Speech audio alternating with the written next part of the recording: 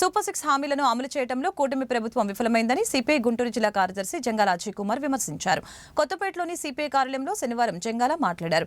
పట్టణ ప్రాంతాల ప్రజలకి 2 సెంట్లు, గ్రామీణ ప్రాంతాల ప్రజలకి 3 సెంట్ల స్థలం ఇవ్వాలని కోరుతూ ఈ నెల 10వ తేదీన తహసీల్దార్ కార్యాలయం వద్ద ధర్నా కార్యక్రమాలను చేపడుతున్నామని చెప్పారు. కూటమి అధికారంలోకి వస్తే సమస్యల పరిష్కారమే పథకాలు వస్తాయని ప్రజలు భావించారని, కానీ ప్రభుత్వం ప్రజా వ్యతిరేక పాలన కారణంగా ప్రజలు ఇబ్బందులు పడుతున్నారని తెలిపారు. ఈ నెల 10వ తేదీన రాష్ట్రంలో ఉన్నటువంటి అన్ని తాలూకా కార్యాలయాల వద్ద పట్టణాల్లో 2 సెంట్లు, గ్రామాల్లో 3 సెంట్లు ఇళ్ళు లేని నిరుపేదలకి ఇచ్చి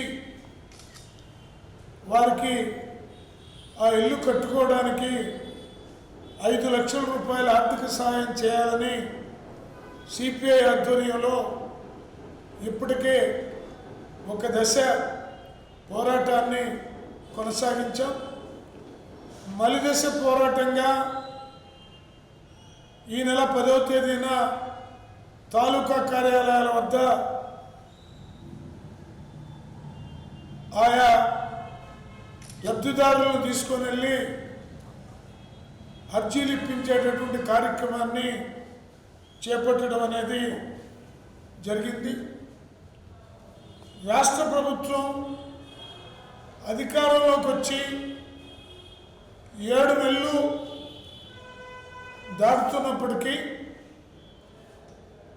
సూపర్ 6 పథకాల అమలు గురించి వాటి చిరునామా ఎక్కడుందో కూడా ప్రజలకు అర్థం కానటువంటి స్థితిలో ఉన్నది.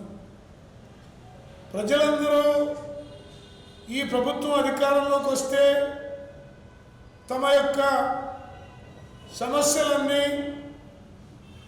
పరిష్కారం అవుతాయి, ఈ రాష్ట్రం అభివృద్ధి పదంలో ముందుకు సాగుతుందని భావించడం అనేది జరిగింది. కానీ ఇచ్చిన వాగ్దానాలను అమలు జరపడంలో ఈ ప్రభుత్వం ఇప్పటి వరకు కనీస ప్రయత్నాన్ని కూడా కొనసాగించట్లేదనడానికి అనేక ఉదాహరణలు ఉన్నాయి. వాలంటీర్ల జీవితాలు అగమ్యగోచరంగా మారిపోయి డిగ్రీలు పీజీలు చేసినటువంటి వాళ్ళు కనీస అవసరాలకైనా ఉపయోగపడతాయని చేసేటటువంటి దాన్ని పూర్తి స్థాయిలో తొంగలో తొక్కారు. అలాగే చంద్రబాబు నాయుడు గారు ఎంత అన్యాయం అంటే తాను అధికారంలోకి వస్తే కరెంటు ఛార్జీల్ని పెంచను అని చెప్పడం మాత్రమే కాకుండా ఉన్నటువంటి ఛార్జీల్ని తగ్గిస్తాను, నమ్మండి తమ్ముళ్ళు అని ప్రతి బహిరంగ సభలో చెప్పారు. కానీ ఇప్పుడు కరెంటు ఛార్జీలు గతంలో స్విచ్ మీద చేస్తే జగన్మోహన్ రెడ్డి టైంలో షాక్ కొట్టింది, చంద్రబాబు టైంలో బిల్లు పట్టుకుంటేనే షాక్ కొడతా ఉంది.